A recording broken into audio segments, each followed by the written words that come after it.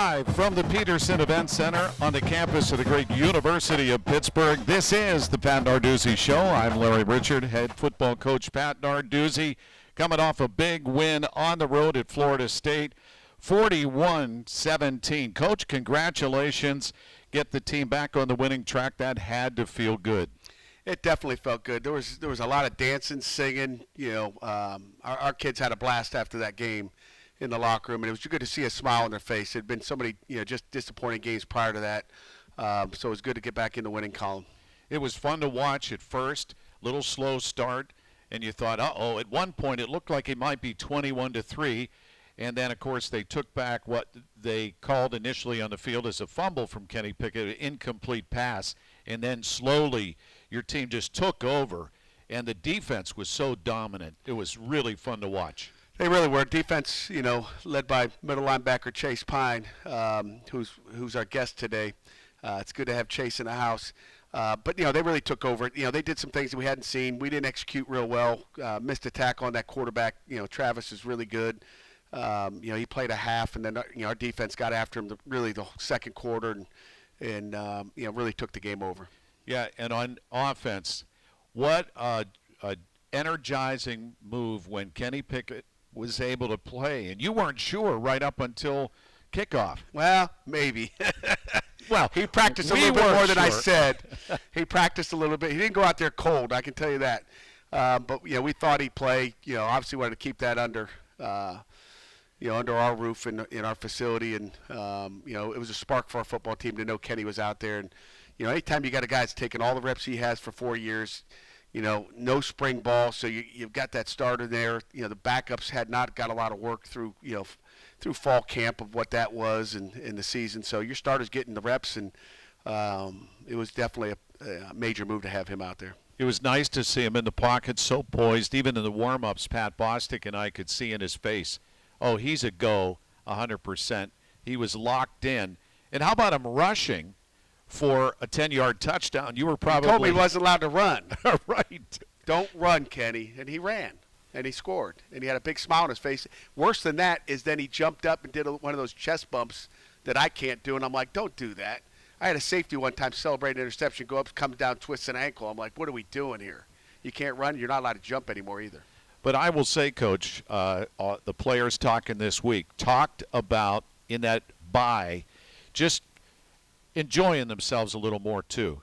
Taking care of the details. You always talk about getting 3% better, but having fun too. This is why you work so hard to play these games. And you could tell they were celebrating each other and not overdoing it. Well, they overdid it a couple times. Well, just the one with the thing that was going to throw the football in the stands. What did he do? How did he get that flag? Brandon Hill. What did he do, though? He gets a pick six, 50-yard touchdown. I know. He's thrilled. He takes the ball, and it looks like he's going to throw it up into the stands, and I forget who came in. DeMar did. Yeah, and said, no, you could see him go, don't do that. I think that was it. So you get a flag for pretending like you're going to do something. Pretending like he was going to throw the ball. And he was probably going to do it because his mother was there. Right. I mean, there's nobody in the stands, so he knew where his mother was pregame. We talked about it on the broadcast. I was saying, it looks like he's going to throw the ball into the stands, and we're all saying, no, don't do that. No. Thinking he wasn't going to get a flag, but you're right. But needless to say, he was outstanding, and because of his efforts, he was recognized in the ACC as the DB of the week. Yeah, he had a game-high 8 tackles, forced a fumble, and that 50-yard pick 6 was a nice exclamation point to the game. It really was. I was proud of Brandon. I've mentioned, he's a great football player. He does exactly what you want him to do back there, and takes care of the details on the back end, and good things happen to people that wait, and even this week in practice he's been a little bit more vocal. It's like he's got a role there. I'm sure Chase can talk about that, but just listening to him talk during practice, he's just got a lot more confidence right now. The most impressive part of that was in the postgame. Brandon Hill talked about, hey, I missed a tackle that allowed that long touchdown run by their quarterback, and he said, I decided right then and there that I was going to, step up, and it was obvious from that point on everything he did, and he finished really strong. He really did, and like I said, that wasn't all him. There's 11 guys on the field. We had a defensive end. I think he thought it was like 3rd down and 18, and he ran up the field and opened up this gigantic hole as big as that TV screen behind you, and it made it a little bit harder for him. You also had Kirk Christodoulou named the Ray Guy Punter of the Week for his efforts. He's had a terrific year, and how important is that when you have a punter that can flip the field and make such a huge difference in field position? It's big time, Larry. And we talked, at least Friday night, really about how important the field position was going to be. And when you look at the field position, we were on the opposite end of the field position against Miami and Notre Dame, and all of a sudden we were on the plus end, giving our offense short fields because of our defense with the 3 interceptions we had, the 2 4th down stops. So we won the field position, and Kirk's been good all season long. He's on pace for an all-conference honor. So proud of him. Matter of fact, at lunchtime today, he came up and he goes, "Coach, I forgot to thank you for benching me last year," because that's kind of where it started. I kind of laughed. I was like, "You ain't got to thank me." Well, I was glad to do it. He talked about it. He was on the Zoom call today with the media, and he mentioned that that was a transition for him, and he's performed tremendously. We'll talk about the Pitt Team Player Awards when we come back. You're listening to the Pat Narduzzi Show on the Pitt Panthers Radio Network.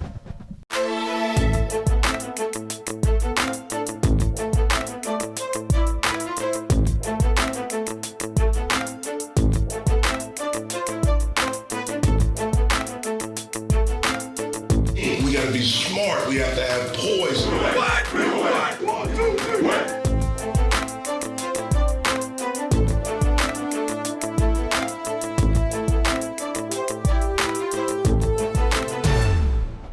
Larry Richer with head coach Pat Narduzzi. Let's talk about the players of the week. We mentioned Kirk Christodoulou getting national recognition, and of course Brandon Hill getting defensive back of the week in the ACC. What about your players of the week that you present after every win? Right. Well, Kirk obviously was our special teams player of the week. He did an outstanding job, obviously, punting the ball. We've talked about that already. Defensively, Deslin was our guy. Desmond Alexander did a great job on defense. 5 tackles, a sack and a half. And I think he, right before the half, was the one that knocked the quarterback out of the game on a nice legal tackle. Quarterback got up and shook his head a little bit. I think there was a little cobwebs in there. So, Deslin's got a motor. I told our team Sunday night, he plays like that every day in practice. I mean, you watch him on tape and you're like, look at that guy. It's like it's a game. He practices just like he plays, which I think is the key to being great. So Deslin had a great job, did a great job there. And then obviously Jordan Addison was our offensive player of the week with his 11 receptions and that nifty catch over the middle down, taking it off the ground. Just an outstanding catch, and what an outstanding player he's become this year. And we also heard from senior captain center Jimmy Morrissey today. He had a pretty strong game in the middle. He really did. Number one, it starts with the calls he makes and makes everybody else better. But he gave up no sacks or pressures again, and really played well up front. Yeah, he's another player that talked about taking care of business but having a little more fun on the field. All right, unsung heroes. Unsung heroes. Special teams was DJ Turner. He's been exceptional, really returning the ball all year, whether he's got a guy in his face and punt return. I mean, he finds a way to get it. He's very comfortable back there catching the ball, as comfortable as anybody we've had since probably Quadri Henderson. But his 4 returns, 33 yards, and catching every ball has been really, really changing the field for us as far as that field position goes. On defense, there was 2 of them. We had A.J. Woods, who got his first start and had 7 tackles and that nice interception. And to me, his interception was the one that really turned the tide, as far as the defense goes, and gave our offense a short field. They go down and score. But so AJ's really playing well, and again, he's got confidence. And then Savasier Dennis with his 6 tackles and his sack and a half. And the beautiful thing about his 2 sacks is if you watched him, he's got a motor and he's on the ground both times. He misses, falls down, is laying on his chest, and he gets back up and cleans it up. So Voss, as we call him, has done an outstanding job at the linebacker position all week. And then Nick Patty with his 2 rushing TDs. How about that? I mean, he got it easy. Get the ball down to the 1. Kenny was all mad, gets down to the 1, and Nick gets to run him in. He was 2 for 2 from the get-go. He really was. We had that formation and concept in the week before, and obviously we won't have it in this week. But Nick was excited to get in there and do that. Yeah, I felt good for him too, because every player wants to contribute, and he did in a very big way. Defensive attack force player of the week. Well, Brandon Hill, as we've talked about, was one of those guys with his 7 tackles and that beautiful interception for a touchdown and the fake toss into the stands. I'm gonna do a fake toss in the stands, see if I get a penalty. And then the other guy was Pat Jones with his 4 tackles and a sack. He's been outstanding all year. And we did some different stuff with him standing up and rushing through some A gaps. And there's a couple times where they just didn't even know how to protect it. He just ran through an A gap or a B gap. So, we obviously showed that this week, and so people have to work on it. And your Rocks player of the week. And for those that don't know who the Rocks are, the Rocks are our scout team, the guys that really, dictate how well we can play on Saturday. If we don't get a good look, it's going to look totally different on Saturdays, our special teams was Hudson Primus, walk on safety and plays a little corner for us, does an outstanding job on special teams for us. Will Gibson, I can't say enough about, the effort that Will puts in. He was really the quarterback last week. And every time we have an athletic quarterback, Will comes in and fills that role. And he also played receiver anytime we wanted to, really throw the ball and had someone else throw it. But Will does a great job for us. He was the scout team player of the week for offense. And then Noah Palmer, a guy from Thomas Jefferson who's done a nice job for us, comes to work every day. Those are your Panthers players of the week. And when we come back, it is the redshirt senior linebacker, the Mike, Chase Pine. You're listening to the Pat Narduzzi Show on the Pitt Panthers Radio Network.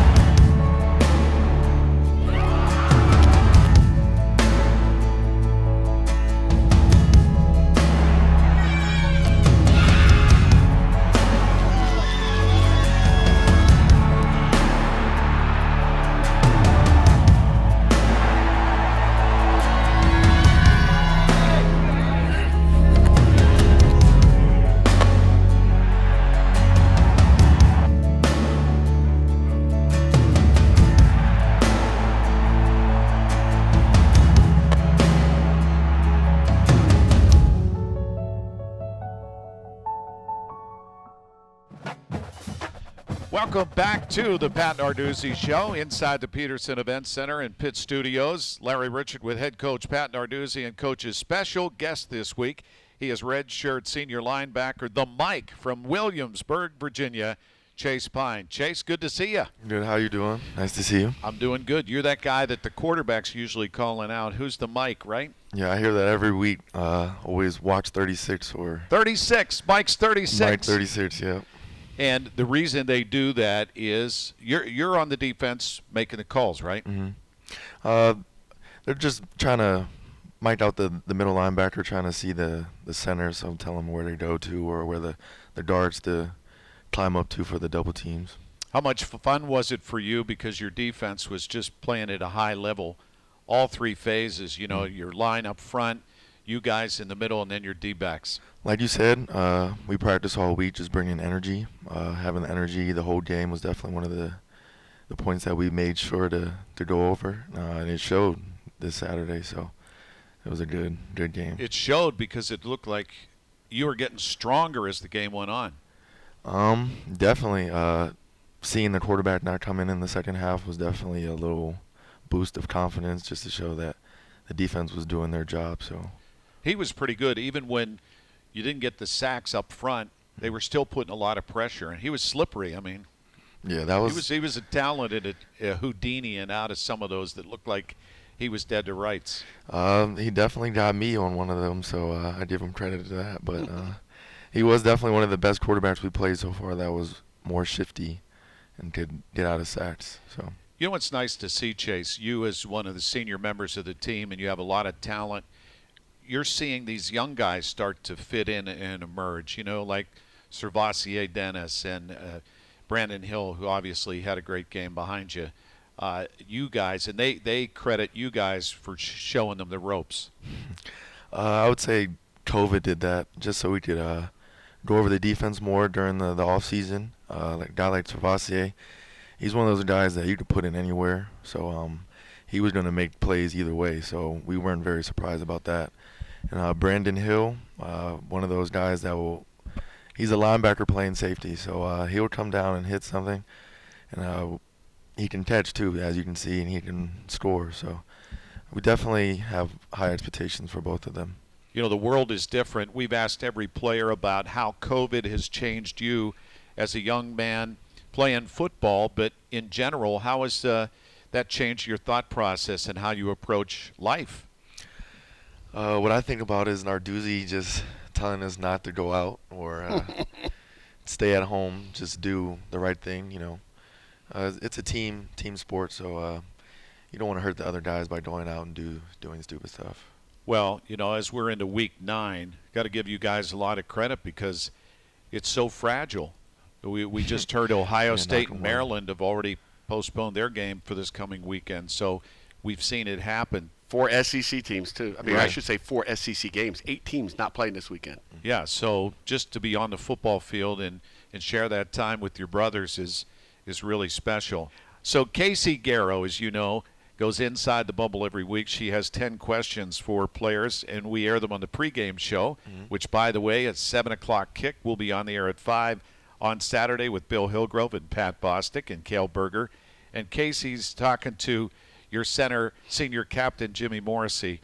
I always steal a couple of her questions. So who's your favorite professional athlete? Professional? Doesn't have to be football. Who, growing up, did you look up to and say, wow, I really appreciate what they do?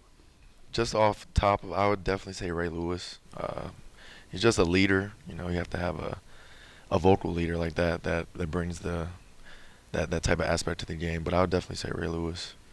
And what's your favorite memory of being here at the University of Pittsburgh? My favorite memory? I'll probably say the ACC championship. Definitely going down to Wake Forest and winning that. Definitely, I remember Narduzzi saying we were going to meet down there at the beginning of the season when we weren't doing too good, but he kept his promise, so that was probably my best memory. That was special. And to have Commissioner Swafford bring in that trophy to the locker room. Dan Marino was there, wasn't he? Yeah, Dan Marino. Yeah. Jimbo Covert, 2 Hall of Famers, played for Pitt. They were pretty excited. I mean, genuinely excited for you guys. They came in the locker room when they were singing the fight song with us, so that was a little throwback to the new song we got. And here's one other question we ask all the players. Since you might be a radio guy someday, Hopefully. what's your pump-up music that you listen to get ready for the game? Actually, this week I forgot my headphones at the facility, so I didn't listen to any music this week. But Maybe you done listening to this this week, too. It helped. But I'm more of I like Drake, obviously, being light-skinned or something like that. But I like Gunna or just simple rap music for him. I think Coach and I, we know Drake. Yeah. Drake, he's really talented. Yes, he is. And really rich. Very rich. Very rich.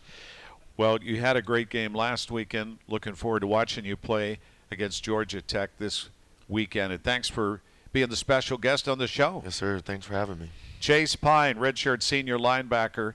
And when we come back, we'll be joined by former Pitt quarterback Pat Bostic. You're listening to the Pat Narduzzi Show on the Pitt Panthers Radio Network.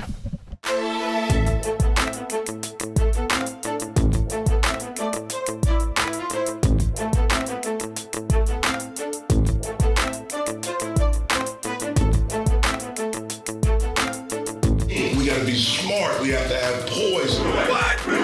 1, 2, 3, what?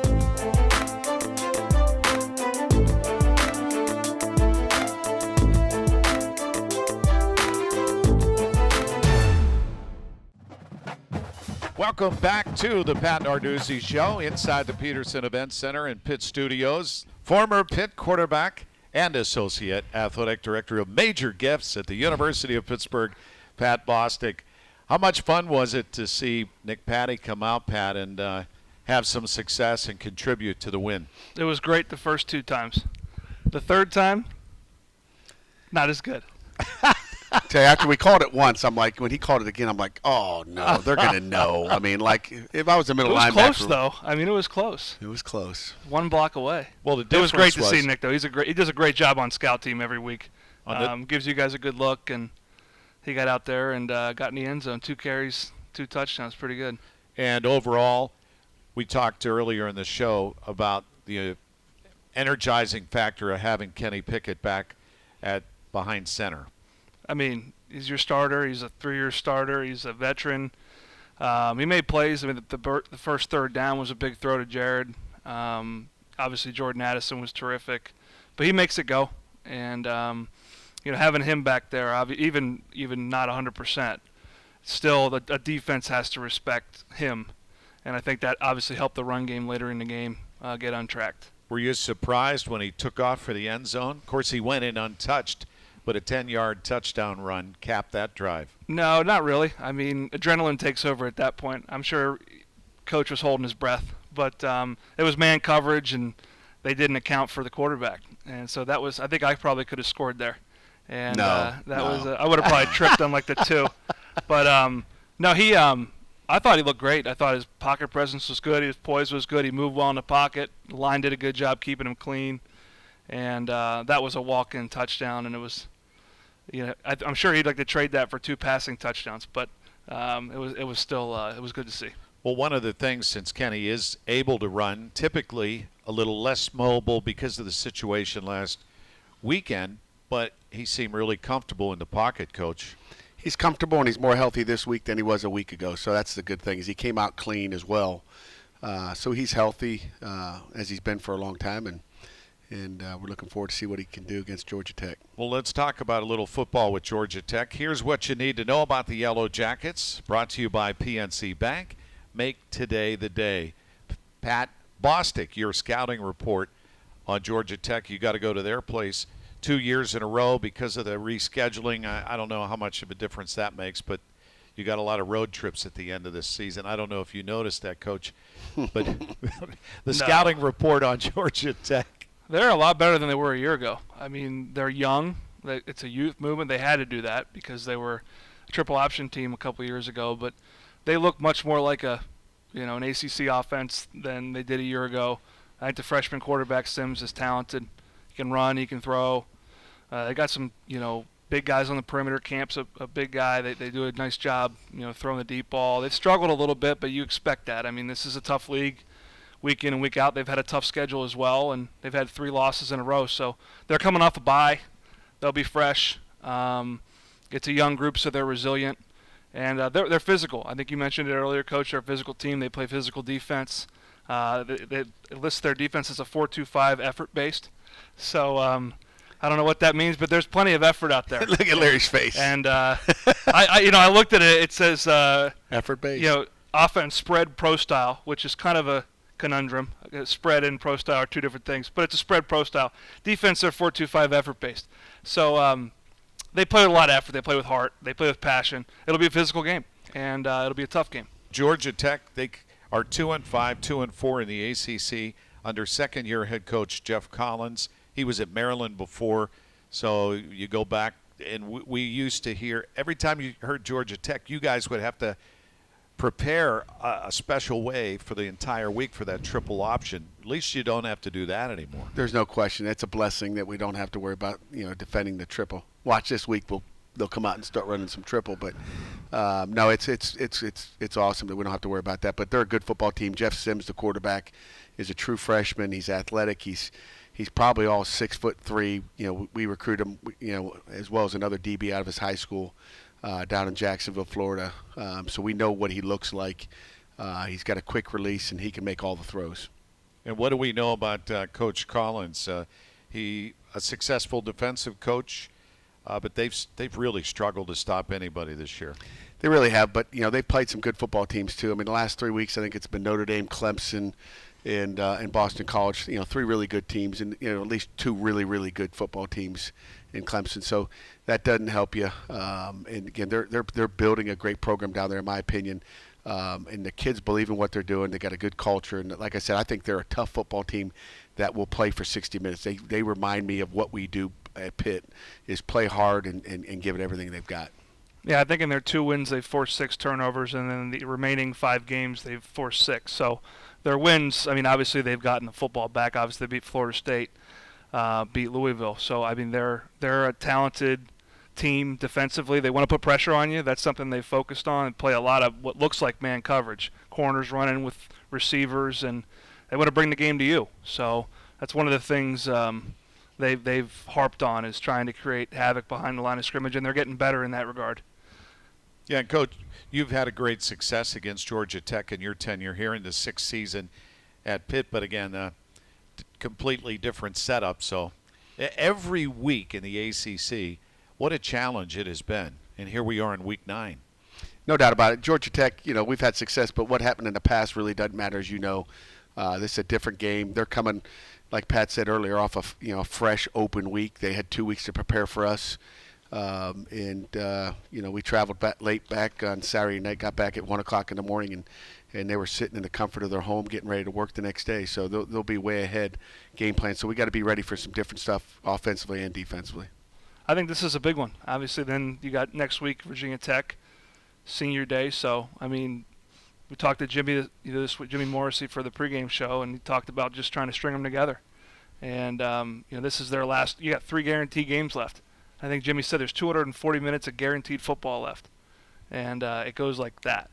So this is one of 3 remaining.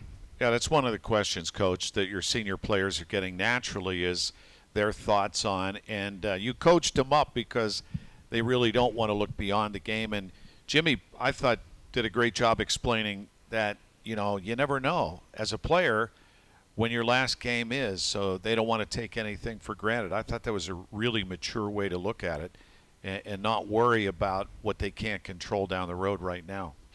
There's no question, Larry. I mean, we're focused on Georgia Tech, and I'm sure the kids think about different things, but again, it's a 1-game season right now, really, and really in this COVID it is. You could have the next 2 canceled. We still got to get to Saturday. It's only Wednesday. Right. So with everything that's going on in this world and in college football right now, we're just focused on the next game. All right, Coach. Well, good luck against Georgia Tech.